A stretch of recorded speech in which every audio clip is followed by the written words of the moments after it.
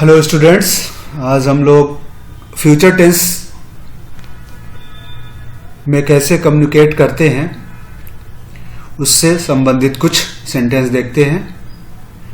Futures, सबसे पहले future indefinite जो कि फर्स्ट पार्ट होता है आउट ऑफ 4। जैसे पिछले टेंसों में हम लोगों ने डिस्कस किया था कि उसमें 4 पार्ट होते हैं, ठीक है। इंडेफिनिट, कॉन्टिन्यूअस, परफेक्ट और परफेक्ट कॉन्टिन्यूअस। तो फ्यूचर इंडेफिनिट में जो हमारे हेल्पिंग वर्ब होते हैं वो विल और शैल होते हैं। 2 हेल्पिंग वर्ब होते हैं, जैसा कि हम पहले भी बताया कि फ्यूचर टेंस में और ज्यादा डीप हम लोग फ्यूचर ग्रामर सेक्शन में करेंगे। अभी ये कम्युनिकेशन सेक्शन चल रहा है जिसमें हम जनरल इंट्रोडक्शन ले रहे हैं कि उसके बारे में हम जानकारी ले लें। उसके बाद और भी चीजें जब सेकेंड फेज में हम आएंगे तो उसमें भी हम और डिटेल में पढ़ेंगे। फिर भी हम इसमें बता देते हैं, आपका जो है विल जो है जनरली सेकेंड पर्सन के साथ यूज होता है और शैल फर्स्ट पर्सन, थर्ड पर्सन के साथ यूज होता है। पहला सेंटेंस हम लेते हैं। पहला सेंटेंस देखते क्या है, हिंदी में इसका क्या कहते हैं। इसमें 2 लोग हैं, गोविंद और राम। 2 लोग हैं जो आपस में बातचीत कर रहे हैं आगे आने वाली कोई योजना के बारे में क्या होता है। तो गोविंद कहता है क्या तुम खेलोगे, मतलब पूछ रहा है कि क्या तुम खेलोगे फ्यूचर के बारे में। अभी खेला नहीं है या खेल भी चुका नहीं है या खेल नहीं रहा है, तो इसका मतलब फ्यूचर में प्लान कर रहे हैं, क्या तुम खेलोगे गे। तो इसका इंग्लिश में कैसे बोलेंगे, गोविंद कैसे बोल, विल यू प्ले, क्या तुम खेलोगे, इसको कैसे फ्यूचर के लिए बनाएंगे, विल लगाएंगे, विल यू प्ले। पास्ट में जैसे हम डिड लगाते थे इंडेफिनिट के लिए, प्रेजेंट में हम डू लगाते थे, डू या डज लगाते थे, और पास्ट में हम डिड लगाते थे। इसी तरह यहां पे हम इंडेफिनिट में विल या शैल लगाएंगे। तो क्या तुम खेलोगे, इसका इंग्लिश में क्या बना, विल यू प्ले। आंसर जो है इसका राम दूसरे लोग हैं इसमें कम्युनिकेशन के, दूसरे लोग हैं, वो बोलते हैं नहीं खेलूंगा। तो नो आई वुडंट, ठीक है, आई वुडंट, ठीक है। आई वैसे ये विल नॉट है, ठीक है, आई वुडंट ऐसा है, मैं नहीं खेलूंगा, ठीक है, आई वुडंट। ये वुडंट है, वुड नॉट, ठीक है, वुड नॉट। दूसरा शब्द है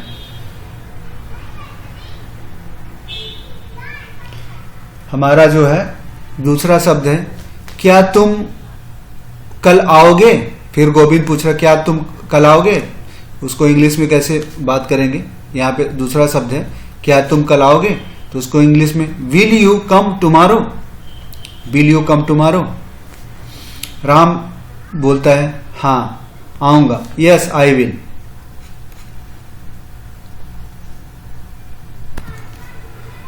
सॉरी, थोड़ा सा ऊपर वाले सेंटेंस में हम इसको और क्लियर कर लेते हैं। ये जो हमारा आई है, इसको पढ़ेंगे नो आई वोंट पढ़ेंगे। इसका मतलब हुआ आई विल नॉट, ये इसका मतलब। आई वोंट का मतलब आई विल नॉट, ऐसा है। तो इसको वोंट को पढ़ेंगे I won't, I will not, ये इसका प्रोनाउंसिएशन है, I will not, I won't.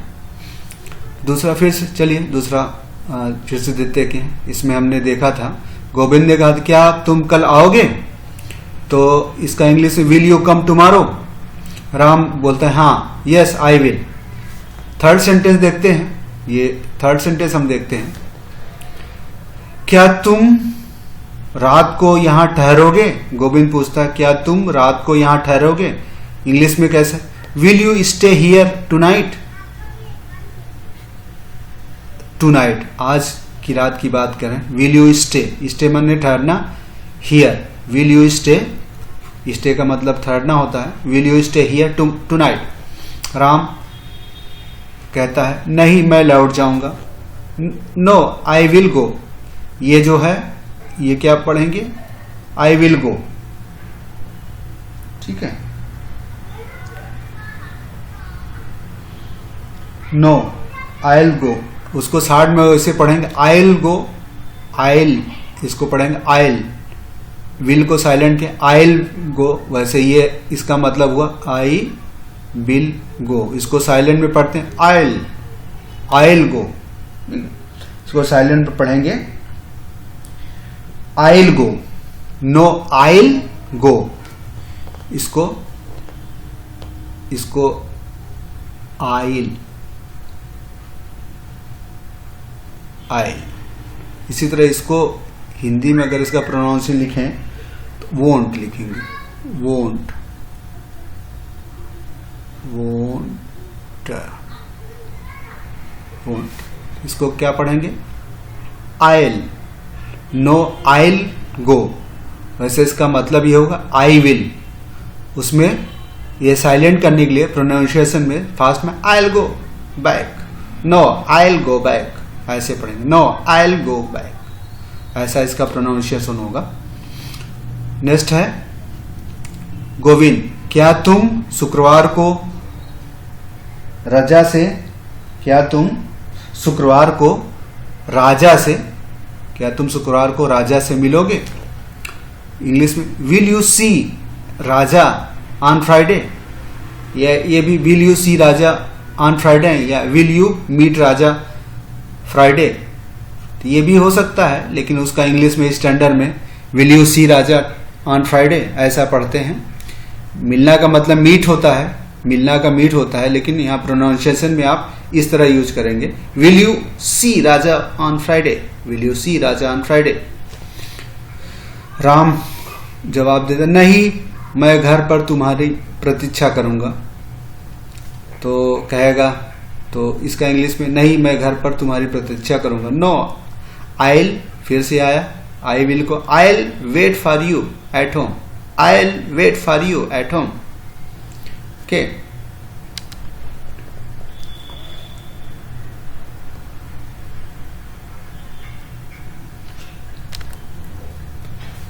Next part हम देखते हैं फ्यूचर टेंस का, ये कंटिन्यूअस में कैसे फ्यूचर टेंस बोलते हैं, यहाँ पे ये बदल जाता है, सैल भी विल भी आ जाता है।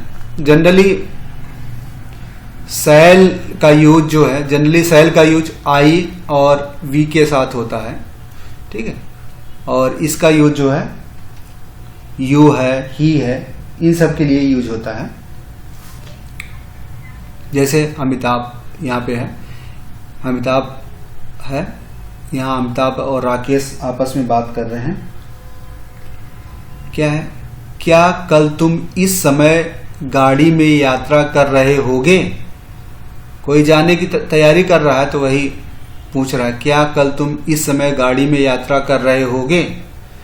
अमिताभ बोलता है, इंग्लिश में कैसे इसका बनेगा, will you be, will you be, will you be in the train at this time tomorrow, will you be in the train at this time tomorrow, यहां पे बी प्रेजेंट कर रहा है कंटिन्यूअस के लिए। नेक्स्ट सेंटेंस है, राकेश जवाब देता है हाँ मैं कल इस समय कानपुर पहुंच रहा होऊंगा, ठीक, तो राकेश कहता है इसको क्या, यस आइल, हमने पहले बताया इसको क्या बने, आई विल है, इसको शार्ट में बोलते हैं I'll, yes I'll we, yes I'll we about to reach Kanpur at this tomorrow, I'll be about to reach Kanpur at this tomorrow, at this time, sorry यहां पे टाइम भी होगा, at this time, time, I'll be about to reach Kanpur at this time tomorrow, ये sentence हुआ। Next हम देखते हैं अमिताभ, फिर बात है, क्या हम कल इस समय मैच नहीं खेल रहे होंगे? कोई निगेटिव सेंटेंस है, क्या हम कल इस समय मैच नहीं खेल रहे होंगे? इसका ट्रांसलेट शैल। ठीक है, वी की बात है, हमने बताया वी आ रहा है इसके लिए शैल, इसलिए शैल यूज हुआ आई और वी के साथ। Shall we not be, shall we not be playing a match at this time tomorrow? Shall we not be continuous है, playing a match at this time tomorrow, ऐसा है। राकेश जवाब देता है yes we will be, we will be, हाँ हम लोग खेल रहे होंगे, इसका ये मतलब यस वी विल बी। थोड़ा सा अच्छे सेंटेंस है, नए सेंटेंस है, इनको ध्यान रखिए। अमिताभ, क्या हम शिमला बार बार आते रहेंगे? अमिताभ, ऐसा एक सेंटेंस है, शिमला, क्या हम शिमला बार बार आते रहेंगे? हम वी है इसलिए shall we be coming to Shimla again and again? Rakesh कह रहा नहीं, no we won't be, we won't be, ठीक है, वी वोंट बी, ऐसा है। ये सेंटेंस हुआ आपका। नेक्स्ट हम लोग देखते हैं फ्यूचर परफेक्ट टेंस के कुछ सेंटेंस। जैसा कि परफेक्ट में इसमें हैव आएगा, हैज नहीं है, इसमें हैव ही है, हैज नहीं आता, ठीक है।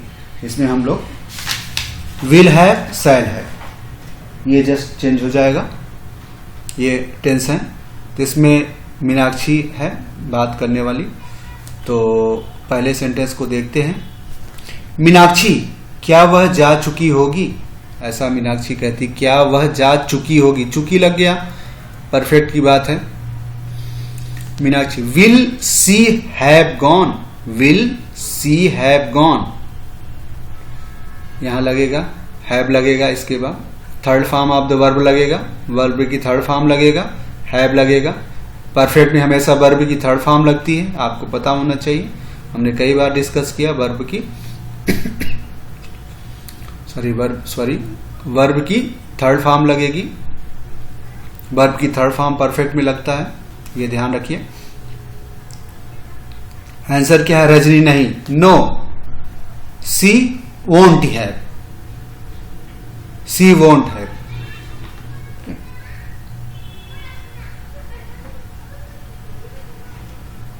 ये क्या है? She won't have. ये हुआ नहीं, वह नहीं जा चुकी होगी, इसका मतलब।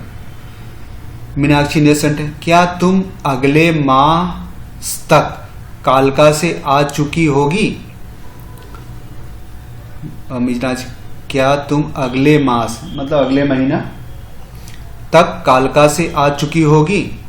मीनाक्षी बोलती, इंग्लिश में कैसे बोलते हैं? Will you have come from कालका? अरे इसकी स्पेलिंग थोड़ा सा गलत हो गई है, CALKA होगा, ठीक है। Will you have come from कालका बाय नेक्स्ट मंथ, ऐसा बनेगा। Will you have come from कालका बाय नेक्स्ट मंथ। नया सेंटेंस देखते हैं। रजनी, हाँ मैं तब तक वहां से आ चुकी होंगी। इंग्लिश में यस आइल ये आइल है, I'll have come back by them, चुकी होंगी, ये सेंटेंस है हमारा।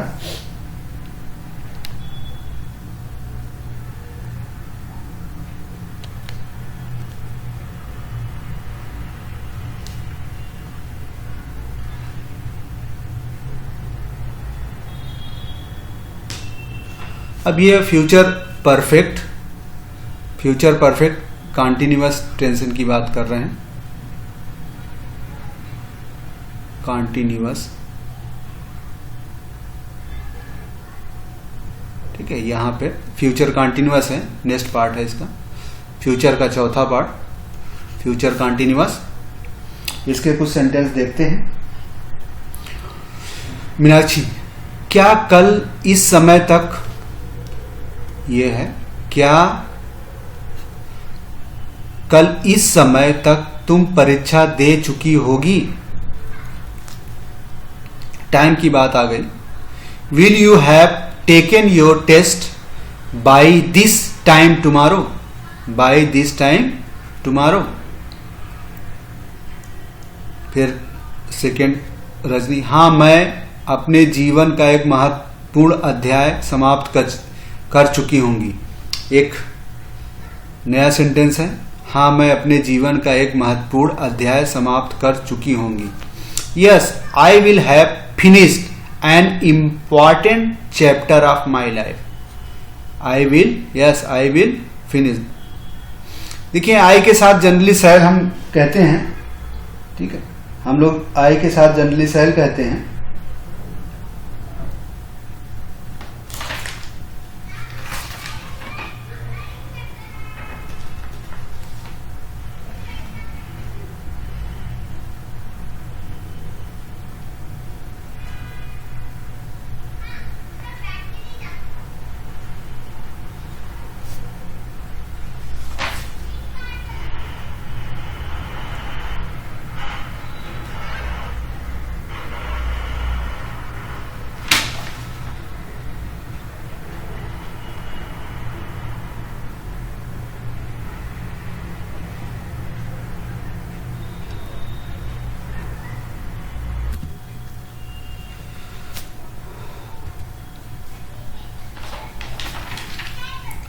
थोड़ा सा फ्यूचर परफेक्ट टेंस को पढ़ाते समय थोड़ा सा एक करेक्शन करना है। ये जो सेंटेंस थे ये भी हमारा फ्यूचर परफेक्ट का ही है, ठीक है। ये भी हमारा यहाँ पे ये जो मीनाक्षी वाला सेंटेंस था हमने डिस्कस किया था, ये भी हमारा परफेक्ट का ही है, कॉन्टिन्यूअस का नहीं है। ये उसका उसके आगे का है, इसके पहले जो हमने पढ़ाया तो उसी के आगे का है। तो सॉरी, इसको करेक्ट कर लीजिएगा कि ये भी हमारा परफेक्ट का ही है। इसमें 4 सेंटेंस हैं, 4 इधर के हैं और उधर भी 4 सेंटेंस थे, तो ये 8 सेंटेंस परफेक्ट के ही हैं, नॉट परफेक्ट कॉन्टिन्यूअस के हैं। दिस इज थर्ड पार्ट, ठीक है। सेकेंड स्लाइड है परफेक्ट। थोड़ा सा इसको ध्यान दीजिएगा, थोड़ा सा मिस्टेक हुआ था, मैंने करेक्ट कर रहा हूँ। तो ये जो मनीषा है ये भी परफेक्ट का ही है, तो इसको जो हम ध्यान देंगे। क्या कल इस समय तक तुम परीक्षा दे चुकी होगी, ये भी हमारा परफेक्ट का ही है, परफेक्ट कॉन्टिन्यूअस का नहीं है, ठीक है। तो will you have taken your test by this time tomorrow? Second, हाँ मैं अपने जीवन का एक महत्वपूर्ण अध्याय समाप्त कर चुकी होंगी। Rajni, yes I will have finish an important chapter of my life. Next sentence जो है मनीषा, क्या तेरा भाई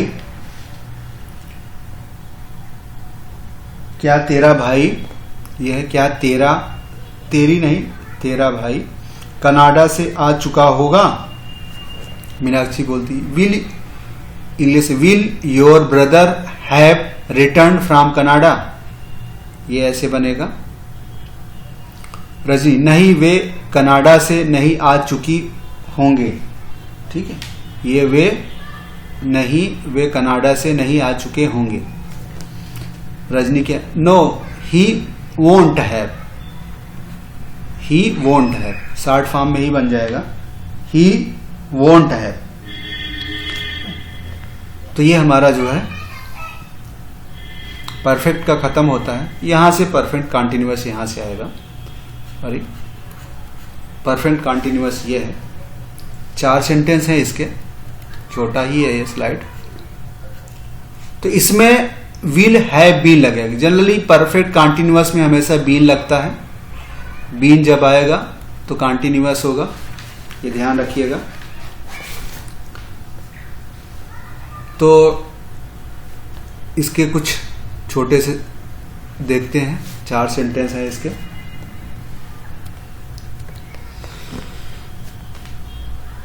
पहला सेंटेंस है, प्रभात, क्या कल तुम इस समय सो रहे होगे? क्या तुम इस समय कल सो रहे होगे?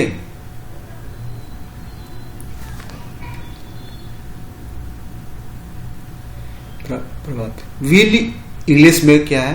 प्रभात क्या बोलते हैं? Will you have been sleeping at this tomorrow? Will you have been sleeping at this time? Will you have been sleeping at this time tomorrow? ऐसा बनेगा। सुधीर जवाब, नहीं, शायद मैं इस समय पढ़ रहा होऊंगा। Sudhir, no,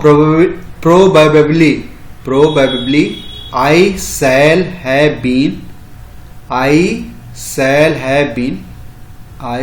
have been studying at this time। Next sentence है, और तुम्हारा भाई राजीव क्या कर रहा होगा?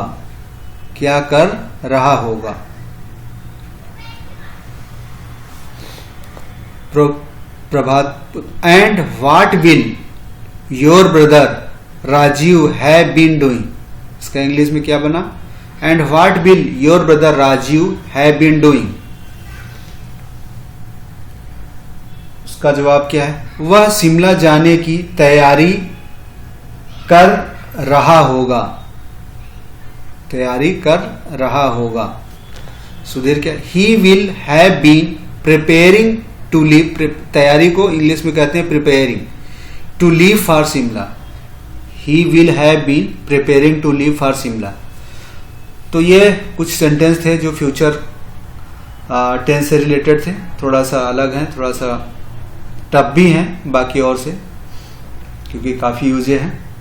एक दो बार ध्यान में रखेंगे, इसके हेल्पिंग वर्ब ध्यान रखेंगे और वर्ब की फॉर्म ध्यान रखेंगे तो आपको ध्यान में आ जाएंगे। तो हमने अभी टेंस में प्रेजेंट, पास्ट और फ्यूचर में हमने डिस्कस किया। इसमें हमने ये जानने की कोशिश की कि प्रेजेंट में कैसे सेंटेंस बनाए जाते हैं। अगर हम प्रेजेंट टाइम में बात कर रहे हैं तो डिफरेंट तरह के सेंटेंस कैसे हम बना रहे हैं, कैसे इंडिफिनिट में कैसे बनेंगे, इंडिफिनिट में जानने की कोशिश किया। कंटिन्यूअस का भी सबका जो है हम लोगों ने एक इंट्रोडक्शन लेने की कोशिश की, कैसे सेंटेंस बनते हैं और किस तरह सेंटेंस इंग्लिश में किस तरह होते हैं, हिंदी में कैसे होते हैं। तो एक बार दो बार आप इसको सुनेंगे और इसको ध्यान में रखेंगे तो कुछ दिमाग में एक आइडिया बन जाएगा कि हाँ, इंग्लिश में सेंटेंस कैसे होते हैं। ये सारे सेंटेंस जो है डिफरेंट पार्ट ऑफ स्पीच में, पार्ट ऑफ डिफरेंट टेंसेस में, प्रेजेंट, पास्ट, फ्यूचर में कैसे इन शब्दों में डिफरेंट होता है। इनके हेल्पिंग वर्ब इनको डिफरेंट बनाते हैं।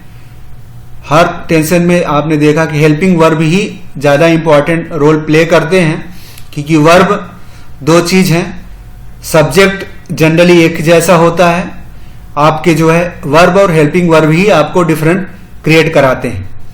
तो प्रेजेंट में आप जनरली वर्ब हमेशा फर्स्ट फॉर्म में रहती है, प्रेजेंट में होता है। परफेक्ट में जो है थर्ड फॉर्म में होगा, लेकिन हेल्पिंग वर्ब में डिफरेंट हो जाएगा, क्योंकि परफेक्ट में हमेशा वर्ब थर्ड फॉर्म में ही मिलेगा, कंटिन्यूअस में हमेशा वर्ब आईएनजी के फॉर्म में मिलेगा। ठीक है, उस समय आप कैसे पहचानेंगे ये किसमें है? तो उस समय आपकी पहचान हेल्पिंग वर्ब कराता है। हेल्पिंग वर्ब पहचान कराता है कि ये सेंटेंस किसमें है, कैसे है। तो दो चीजें ध्यान में रखना है आपको हमेशा, वर्ब की, मेन वर्ब की फॉर्म और हेल्पिंग वर्ब की फॉर्म। तो हेल्पिंग वर्ब जब, क्योंकि कुछ जगह मेन वर्ब एक ही फॉर्म में आएंगे, चाहे कंटिन्यूअस टेंस में वर्ब हमेशा आईएनजी फॉर्म में आएगा और परफेक्ट में हमेशा वर्ब थर्ड फॉर्म में आएगा।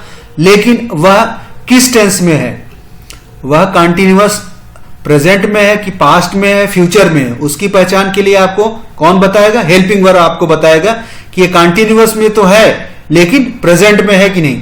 प्रेजेंट में है तो इज, एम, आर उसके साथ आ जाएगा कंटिन्यूअस में, और पास्ट में है तो वाज ऑन वेयर आ जाएगा कंटिन्यूअस के फॉर्म में, और फ्यूचर में है तो आपके साथ क्या आएगा, शैल और विल आ जाएगा, शैल बी विल बी आ जाएगा, शैल बी विल बी आ जाएगा, जो कि कंटिन्यूअस को प्रेजेंट करता है।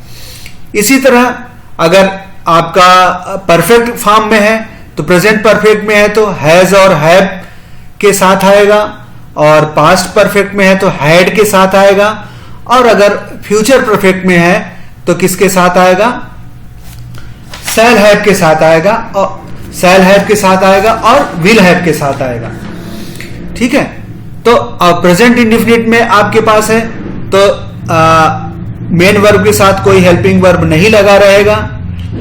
ठीक है, इसी तरह पास्ट में भी अगर सिंपल सेंटेंस है तो उसमें मेन वर्ब के साथ नहीं लगा रहे, लेकिन वर्ब की उसमें सेकेंड फॉर्म, मेन वर्ब की सेकेंड फॉर्म यूज होगी, लेकिन प्रेजेंट में वर्ब की फर्स्ट फॉर्म होगी, सिंगुलर और प्लूरल के हिसाब से बदलेगा, लेकिन वर्ब की फर्स्ट फॉर्म होगी। पास्ट में इंडेफिनिट में वर्ब की सेकेंड फॉर्म होगी, और फ्यूचर इंडेफिनिट में वर्ब की फर्स्ट फॉर्म होगी, लेकिन उसके साथ विल और शैल लगा होगा। यह अंतर आता है। ठीक है, इसी तरह अगर आपके निगेटिव और इंटरोगेटिव सेंटेंस है प्रेजेंट में तो आपके पास डू और डज आएगा, और पास्ट में डिड आएगा। डू और डज के साथ भी वर्ब की फर्स्ट फॉर्म आएगी, इसी तरह डिड के साथ भी वर्ब की फर्स्ट फॉर्म आएगी, लेकिन सिंपल फ्यूचर में विल के साथ आएगा और शैल के साथ आएगा और वर्ब की फर्स्ट फॉर्म आएगी। यह ध्यान रखना है आपको। ज्यादा प्रॉब्लम इसी में होती है, आपको प्रेजेंट इंडेफिनिट पास्ट इंडेफिनिट के सेंटेंस में दिक्कत होती है। प्रेजेंट इंडेफिनिट और पास्ट इंडेफिनिट में जनरली हेल्पिंग वर्ब नहीं होता, लेकिन वहां पे पहचान की प्रेजेंट इंडेफिनिट का टेंस है कि पास्ट इंडेफिनिट का, वहां पे वर्ब को आपको मेन वर्ब को देखना है। मेन वर्ब फर्स्ट फॉर्म में होगा, पास्ट में मेन वर्ब सेकेंड फॉर्म में होगा। तो ये तीन एरिया है जहां कंफ्यूजन होता है, प्रेजेंट इंडेफिनिट, पास्ट इंडेफिनिट के सिंपल में, और अगर वह निगेटिव या इंटरोगेटिव है तो आप पहचान लेंगे कि निगेटिव के साथ हमेशा डू और डज लगेगा इंडेफिनिट में, और पास्ट इंडेफिनिट में आपके साथ डिड लगेगा। ठीक है, दीज आर तो सम बेसिक चीजें जिसको ध्यान में रखना है। Till then thanks. अगले में हम लोग कुछ और हेल्पिंग वर्ब के यूज होंगे, जिसको मॉडल्स बोलते हैं। मॉडल को कैसे यूज किया जाता है, जैसे कि हम can, could, may, might, must use, इन सब का थोड़ा यूज, इनका यूज करते हुए सेंटेंस बनाएंगे। ये शब्द को यूज करते हुए हम कुछ सेंटेंस देखेंगे। तो डिफरेंट चीजें हैं, उसके हिसाब से हम देखेंगे, उसको यूज करते हुए सेंटेंस बनाएंगे नेक्स्ट क्लास में। है तो बहुत ज्यादा, धीरे धीरे करते करते हम बहुत ज्यादा चीजें सीखते चलेंगे। ठीक है, थैंक्स।